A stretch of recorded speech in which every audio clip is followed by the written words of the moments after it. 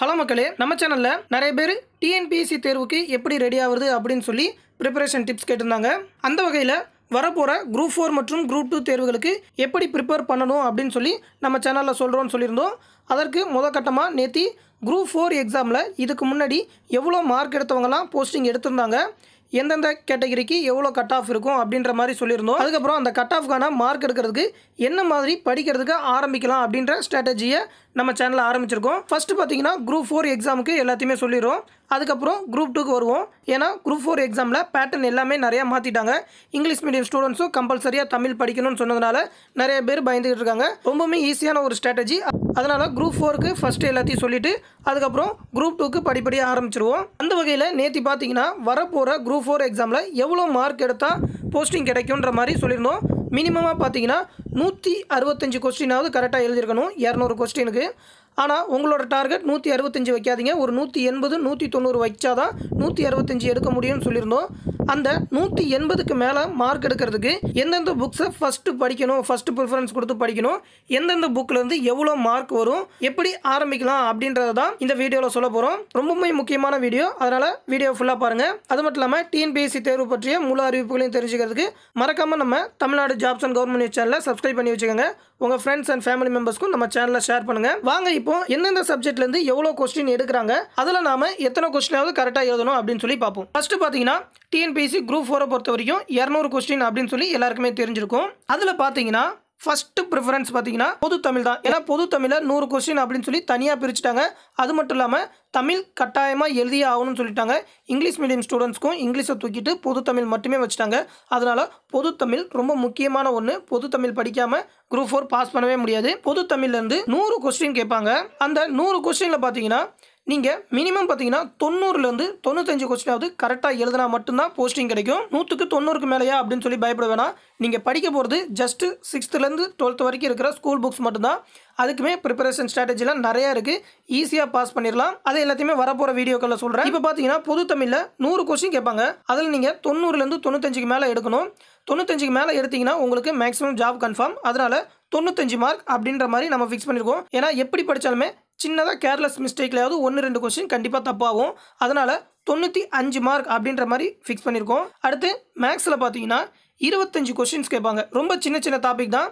தனி வட்டி, கூட்டு வட்டி, அது மட்டும் இல்லாமல் சின்ன சின்ன நம்பர் சீரிஸ், ஸ்கொயர் பண்ணுறது, ஸ்கியூ பண்ணுறது, சுருக்கிறது அப்படின்னு சொல்லி சின்ன சின்ன கணக்குகள் தான் கேட்பாங்க. பேங்கிங் எக்ஸாம் அளவுக்கு டஃப்பாலாம் இருக்காது. அதனால் அதில் ஒரு 15 டாபிக் படித்தாலே போதும். கொடுத்துருக்க 25ல் கண்டிப்பாக 25மே ரைட்டாக எழுதுகிற மாதிரி தான் இருக்கும். ரொம்ப சிம்பிளானது.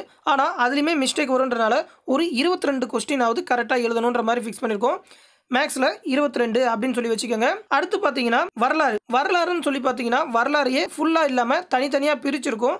வரலாறு, இந்திய தேசிய இயக்கம், அதுக்கப்புறம் சொல்லப்போனால் இந்திய அரசியலமைப்பு அப்படின்னு சொல்லியிருக்கோம். இந்திய அரசியலமைப்பை தனியாகவும் படிப்பாங்க. சொல்லப்போனால் அதுவும் வரலாறுல ஒரு போர்ஷன் தான். ஆனால் நம்ம டோட்டலாக இந்த 3 டாப்பிக்குமே, அதாவது வரலாறு, இந்திய தேசிய இயக்கம், இந்திய அரசியலமைப்பு 3த்தையுமே ஒன்றா வரலாறுன்னு படிக்காமல் 2ஆக பிரிச்சுக்குவோம். வரலாறையும் இந்திய தேசிய இயக்கத்தையும் ஒரு பார்ட். ஏன்னா நீங்கள் வரலாறு புக் எடுத்து ஸ்கூல் புக்கை படிச்சிங்கனாலே இது ரெண்டுமே கவர் ஆயிரும். அரசியலமைப்புக்கு தனியாக படிக்கிற மாதிரி குடிமையில் இருக்கிற மாதிரி இருக்கும். அதுக்கு அரசியலமைப்புன்னு தனியாகவே ஒரு புக் இருக்குது. அதை நான் ரெஃபர் பண்ணுறேன். இப்போ வரலாறு அண்ட் இந்திய தேசிய இயக்கத்திலிருந்து மொத்தம் பார்த்தீங்கன்னா 15 கொஸ்டின் வரும். ரொம்பவுமே ஈஸி. அதெல்லாம் படிக்கிறதுக்கு ரொம்ப இன்ட்ரெஸ்டாகவும் இருக்கும். சில டாபிக்ஸ் தான் மறக்கவும் மறக்காது. அதுலேயும் பார்த்தீங்கன்னா ஒரு 13 கொஸ்டினாவது கரெக்டாக எழுதணும் அப்படின்ற மாதிரி ஃபிக்ஸ் பண்ணியிருக்கோம். 15மே எழுதுனா நல்லதுதான். அடுத்து பார்த்தீங்கன்னா இந்திய அரசியலமைப்பு. இந்திய அரசியலமைப்பு தான் படிக்கிறதுலே ரொம்ப ரொம்ப ஈஸியாகவும் ரொம்ப பிடிச்ச சப்ஜெக்டாகவும் இருக்கும். நீங்கள் படிக்க ஆரம்பிச்சிங்கன்னா அந்த சப்ஜெக்ட் தான் ஃபுல்லாக படிப்பீங்க. அதில் 10 கொஸ்டின்னாக்கா 10க்குமே ஆன்சர் கரெக்டாக எழுதுகிற மாதிரியே இருக்கும். ரொம்பவுமே சிம்பிள். ஏன்னா சொல்லப்போனால் ஒரு 100 பக்கம் தான் இருக்கும். அந்த 100 பக்கத்தை ஃபுல்லாக படிச்சிங்கனாலே அதுலேருந்து எல்லா கொஸ்டினுமே வந்துடும். அப்படி இருக்கிறப்ப அந்த 10க்கு 10மே கண்டிப்பாக எடுக்கலாம். அடுத்து பார்த்தீங்கன்னா ஜியாகிரஃபி, அதாவது புவியியலை பொறுத்த வரைக்கும் ஒரு 7 கொஸ்டின் கொடுப்பாங்க. புவியியல் வந்து படிக்கிறதுக்கு ரொம்ப இன்ட்ரெஸ்ட்டாக இருக்கும். இந்த மாதிரி சூரியன், பூமி அப்படின்னு படிக்கிறப்ப இன்ட்ரெஸ்ட்டாக தான் இருக்கும். ஆனால் அதில் கண்டிப்பாக சில பல மிஸ்டேக்ஸ் கண்டிப்பாக விடுவோம். அதனால் 7 கொஸ்டினில் ஒரு 5 கொஸ்டின் கரெக்டாக எழுதணும் அப்படின்ற மாதிரி ஃபிக்ஸ் பண்ணிக்குவோம். அடுத்து பார்த்தீங்கன்னா கரண்ட் அஃபேர்ஸ். கரண்ட் அஃபேர்ஸை பொறுத்த வரைக்கும் நிறைய பேர் டெய்லி கரண்ட் அஃபேர்ஸ் படிப்பாங்க. சில பேர் பார்த்தீங்கன்னா மந்த்லி கரண்ட் அஃபேர்ஸ் மாதிரி படிப்பாங்க. ஆனால் டிஎன்பிஎஸ்சியை பொறுத்த வரைக்கும் கரண்ட் அஃபேரோட எல்லா டாப்பிக்குமே கேட்க மாட்டாங்க. ஏன்னா பேங்கிங்லாம் பொறுத்த வரைக்கும் பார்த்தீங்கன்னா பேங்கிங் செக்டார், ஃபினான்சியல் அந்த மாதிரியான கொஸ்டின்ஸ்லாம் அதிகமாக வரும். இதில் பார்த்தீங்கன்னா சில டாபிக் தான் இருக்கும். இந்த மாதிரி புக்ஸு, ஸ்போர்ட்ஸு, தமிழ்நாடு பற்றின நியூஸ் அந்த மாதிரி தான் கேட்பாங்க. அதனால் என்னென்ன டாபிக் வரும்னு தனியாக பார்ப்போம். அதுலேருந்து பார்த்தீங்கன்னா ஒரு 17லேருந்து 18 கொஸ்டின் வரும். இதில் பார்த்தீங்கன்னா ஒரு 17ன்னே வச்சுக்குவோம். அந்த 17ல் எப்படி பார்த்தாலும் ஃபுல்லாலாம் படிக்க முடியாது, சில டாபிக் தான் கவர் பண்ணவே சொல்லியிருப்போம். அப்படி இருக்கிறப்ப ஒரு 5 கொஸ்டின் தப்பானாலுமே ஒரு 12 மார்க்காவது எடுக்கணும் அப்படின்ற மாதிரி தான் ஃபிக்ஸ் பண்ணியிருக்கோம். இது எல்லாமே பார்த்தீங்கன்னா முழு மார்க் எடுக்க சொல்ல தப்பானாலுமே எவ்வளோ மார்க் எடுக்கலாம் அப்படின்ற மாதிரி தான் சொல்லியிருக்கோம். இப்போ சொன்ன இந்த 6 டாபிக் படித்து கம்பல்சரியாக நீங்கள் எழுதுனீங்கனாலே 157 மார்க் சாலிடாக எடுத்துடலாம் தப்பாக ஆனாலுமே. ஓகேவா, 174 கொஸ்டினுக்கு 157 கொஸ்டின் நீங்கள் தப்பானாலுமே கரெக்டாக ஃப்ளூயடாக படிச்சுக்கிட்டு இருந்தீங்கன்னா 157 மார்க் எடுத்துடலாம். மிச்சம் இருக்கிற 26 கொஸ்டின் பார்த்தீங்கன்னாக்கா எதுலேருந்து கேட்பாங்கன்னா சயின்ஸ், எக்கனாமிக்ஸ். சயின்ஸ்னால் ஃபிசிக்ஸ், கெமிஸ்ட்ரி, பயாலஜி இந்த 3 சேர்ந்து ப்ளஸ் எக்கனாமிக்ஸோட 4 சப்ஜெக்ட். இந்த 4 சப்ஜெக்ட்லேருந்து தான் இந்த 26 கொஸ்டின் வரும். அதெல்லாம் பார்த்தீங்கன்னா சப்ஜெக்ட் ரொம்ப பெருசு, மார்க் பார்த்தீங்கன்னா ரொம்ப கம்மியாக தான் கேட்பாங்க. 4 சப்ஜெக்ட்டுமே படித்தாலுமே 26 கொஸ்டின் தான் வரும், ரொம்பவே படிக்கிற மாதிரி இருக்கும். அதெல்லாம் தனியாக கடைசியாக தான் வச்சுக்கணும். இந்த 4 சப்ஜெக்ட்டுமே ஃபஸ்ட்டு படிக்கவே கூடாது, ரொம்ப முக்கியமான விஷயம். இந்த 4 சப்ஜெக்ட்டுமே ஃபஸ்ட்டு தொடாதீங்க. குரூப் 4க்கு ப்ரிப்பேர் பண்ணுறீங்கன்னா இந்த 4 சப்ஜெக்ட்டும் கடல் அளவு போயிட்டே இருக்குமே தவிர மார்க் வராது. அதனால் இந்த 4 சப்ஜெக்ட்டை படிக்கக்கூடாது. மிச்சம் இருக்கிற சப்ஜெக்ட் எல்லாத்துக்குமே 1 by 1 ப்ரிஃபரன்ஸ் கொடுக்கணும். ஃபஸ்ட்டு பொது தமிழ் கொடுக்கணும், அதுக்கப்புறம் மேக்ஸு, அதுக்கப்புறம் வரலாறு, இந்திய தேசிய இயக்கம், அதுக்கப்புறம் இந்திய அரசியலமைப்பு, அதுக்கப்புறம் புவியியல், கடைசியாக கரண்ட் அஃபேர்ஸ். அதுக்கப்புறம் தான் இந்த 4 சப்ஜெக்ட்டுக்கு ப்ரிஃபரன்ஸ் கொடுக்கணும்.